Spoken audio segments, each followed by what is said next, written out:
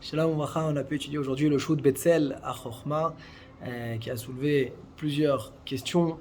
Tout d'abord, dans le cadre de la vente du Chametz, quelqu'un qui aurait déposé son Chametz sur une planche, mais qui est en réalité une planche qui est rattachée au mur et qui est comme le mur lui-même, avec les mêmes matériaux identiques, et qui vendrait ce Chametz-là. Alors, sur ça, il est posé la halakha que on n'aura pas besoin de faire un kinyan agav, simplement vendre cette planche-là sera suffisant.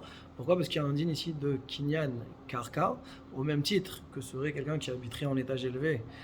Il n'a pas besoin de vendre tous les autres étages qui se trouveraient en dessous de lui pour dire qu'il arrive jusqu'à la vente du karka qui se trouverait en bas. Et bien de la même manière, quand ça c'est les mêmes matériaux que le mur de la maison. Deuxième point, c'était le chametz qui se trouverait sur une planche, mais que cette planche-là, elle-même, elle est rattachée au blitote du mur, c'est-à-dire qu'il y a un mur qui est ondulé, on a posé une planche dessus, le chametz a été entreposé là-bas. Alors là, dans ce cadre-là, étant donné que la planche, elle est indépendante du mur, là, il faudra faire un kinyan agav, c'est-à-dire qu'on vendra le terrain, et au passage on inclura les métaltélim, les biens mobiliers, donc la planche en question avec le chametz qui sera posé dessus. Troisième point qu'on a pu voir, c'est du chametz qui est également donc posé sur une étagère, sur une planche, mais cette fois-ci elle est en bois et sur les côtés c'est solidement attaché avec du ciment sur le mur. Alors est-ce que là on va dire que le fait que c'est attaché et que ça fait partie du mur lui-même, et donc on peut se suffire de ne vendre que la planche? Alors sur ça il dit Nachon, les mochos, c'est bien de faire un kinyan nagav dans ce cadre-là, pour être recherche le fait que peut-être que c'est un bien mobilier indépendant.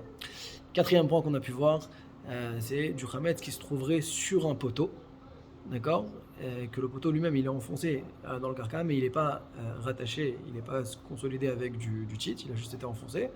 Alors ça, ce chametz-là, il faudra faire pareil un kinyan agav karka, du sol qui se trouverait donc de l'endroit où est le poteau qui est enfoncé.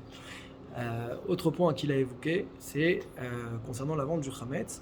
Est-ce qu'il faut ou pas remettre impérativement les clés au goy lorsqu'on fait la vente du chametz? Sur ça, il a répondu que ce n'est qu'une khumra de devoir remettre les clés au goy. Il n'y a pas de problème vis-à-vis du kinyan.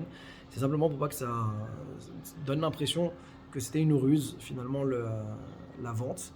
Et il dit qu'en plus de ça, dans les contrats de vente, on n'a jamais vu que c'était rapporté cette notion-là de devoir remettre la clé. Donc il justifie le minag de ceux qui ne donnent pas les clés au goyim. Autre et dernier point qu'il a évoqué, c'est lorsqu'on a plusieurs endroits dans lesquels le chametz est entreposé. Alors il dit qu'on peut se suffire de vendre ou louer donc un seul endroit, et que de cet endroit-là, ça se répercutera sur tous les autres endroits où il y aura le chametz qui est déposé, ce sera déjà suffisant. Chazak ou Baruch.